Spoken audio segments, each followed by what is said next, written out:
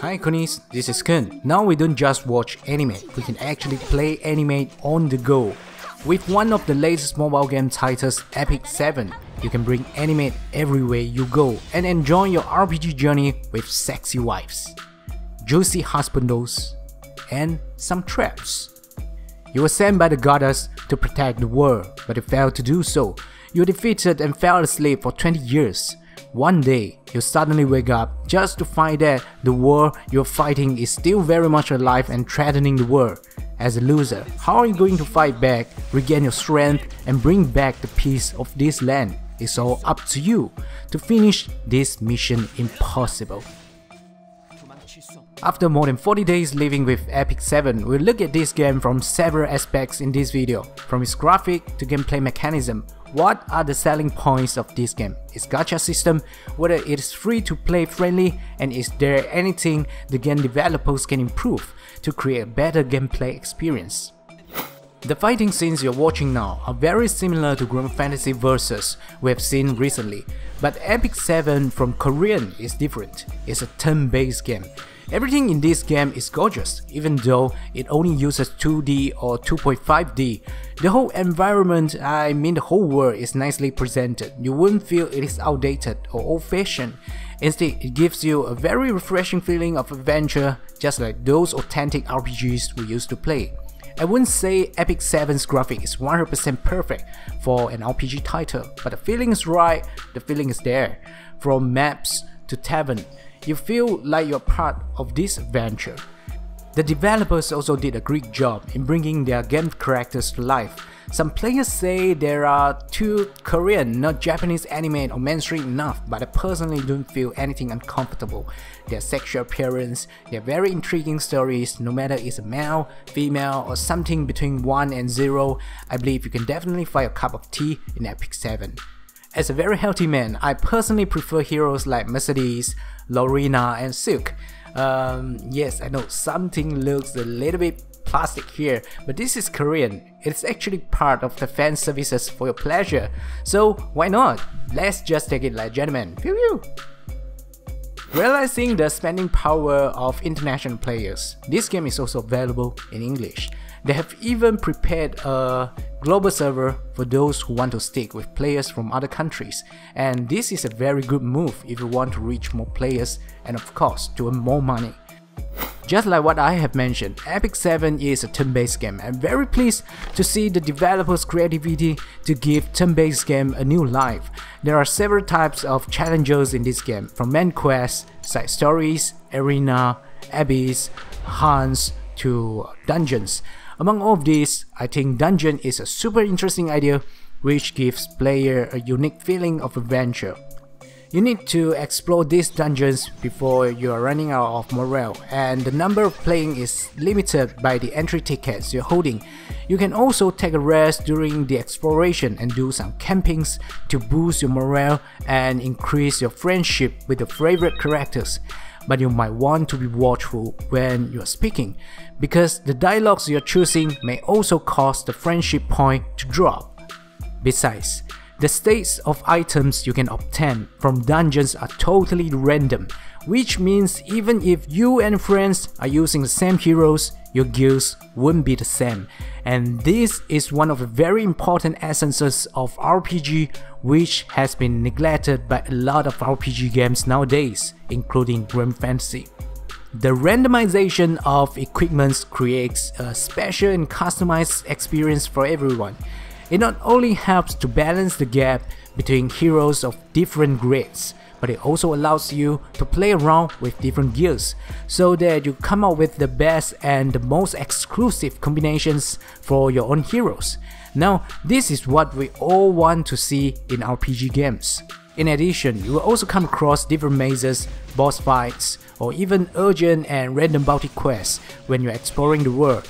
I think these are fascinating ways to make a game look attractive, especially for turn-based game.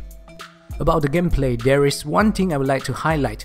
You don't really have to worry about the stars or the grade of your heroes, because even though the states between a 3-star and a 5-star heroes are different, you can still overcome or narrow this gap in Epic 7 by using a right combination of gears and a synergetic team. Remember this, even normal heroes can shine like superstar in this anime RPG, and some of them are even at the broken level. So the sword level of this game, at least to me, is a lot lower than other games if you know how to play. Grinding is still necessary here because you need catalysts to enhance your hero skills. In fact, the drop rate of these items is pathetic in this game. Anyone who wants to start playing should be mentally prepared, but don't worry, you can still ask your guildies to donate these rare materials. I think it shouldn't be a big problem to tackle. Autorun is also available in Epic 7 for those who have very limited time to play. I think this is a very important feature, especially for people like me. However, you can't pick up treasures and use skill burn when you're doing autoruns, so please be mindful and don't forget to pick up your treasures and choose a path when you are exploring dungeons and mazes.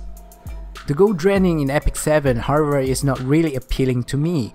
You have to spend gold whenever you want to equip or even unequip your gears, although you can farm gold from mazes or simply buy them from shop. I think the gameplay experience could be much more enjoyable if the developers could further reduce the gold amount needed to switch or enhance your gears.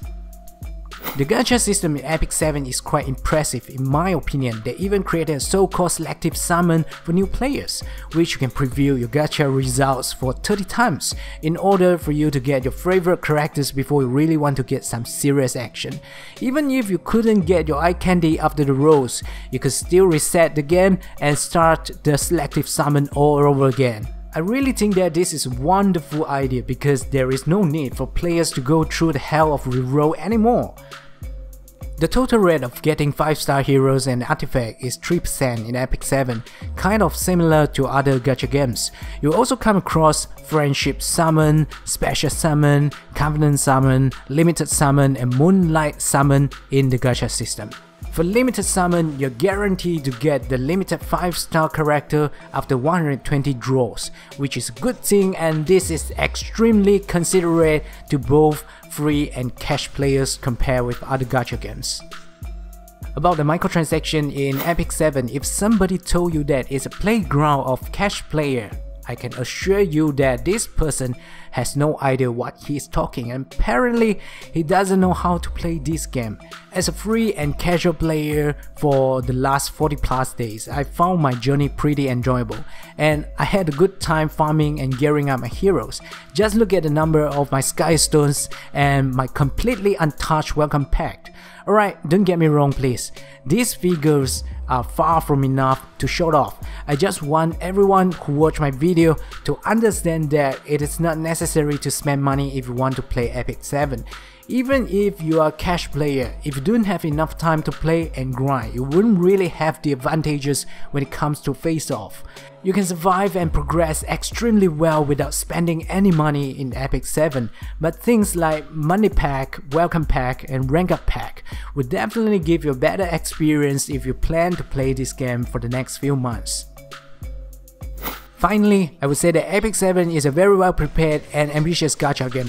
From story to conspiracy, from guild system to dungeons, from various of items to specialties which are still very elusive to players at the moment, you can see how the plot is heading to a more complex future, and they are so ready to give players tons and tons of pleasure and very rich game contents. There are basically hints everywhere, from sanctuary, guild to specialties. I believe there are a lot of fans for us to look forward and to discover.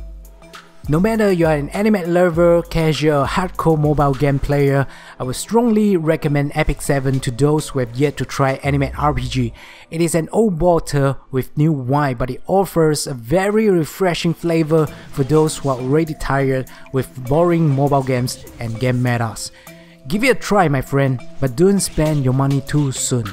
My advice, go ahead and play until chapter 10 before you make your decision whether you want to invest in this game, because one man's meat could be another man's poison, so please don't simply take my words, you're gonna try it out for yourself. For me, I'm going to be very honest, I still haven't swiped my credit card. I feel a little bit sorry to Epic 7, but I just bought a PS4 Pro for the pleasure of you, oh my dear Koonies. So yes, I'll be doing PS4 game reviews starting from February 2019. I want to offer more contents to my Koonies, not just Grand Fantasy, because everyone knows that it is not nutritious enough and not wise to put everything in one single basket.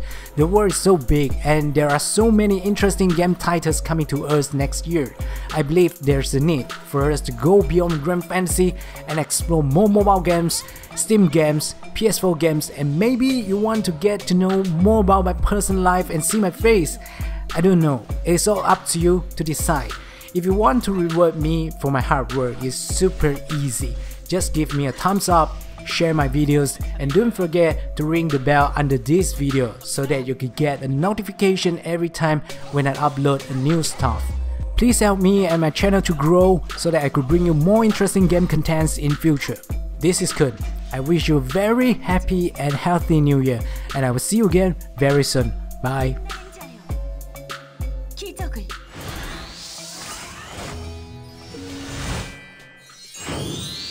상대는요?